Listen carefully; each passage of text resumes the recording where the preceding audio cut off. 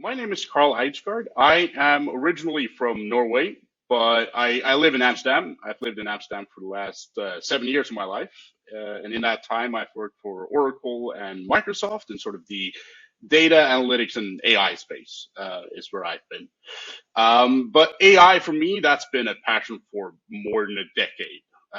So the first book that I ever read on the subject was a book called The Singularity is Near by Ray Kurzweil, and that came out in 2005, right? So he was very early with flagging AI as one of the potential great drivers for human civilization. And I was in business school at the time, so this was probably in 2012, 2013, and I was angling for a career in finance. But because I'd always grown up with computers, right? So I'm of that generation that grew up around computers. I had that fairly deep technical insight into how computers work and IT systems in general. When I first read this book, about 2 weeks later, I saw a YouTube video about how social media platforms market to their users.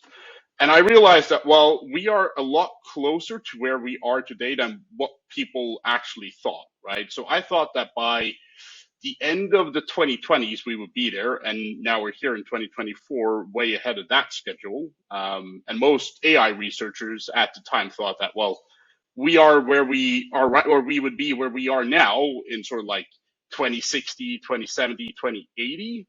So I sort of dropped out of business school and scrapped a career in finance to go for a career in tech. And I've sort of centered my entire career on what's happening right now.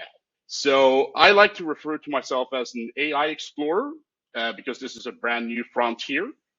And I also like to consider myself an AI navigator because I do have a little bit of knowledge that to most people seem foreign, and I want to introduce people to that foreignness in a way that they understand.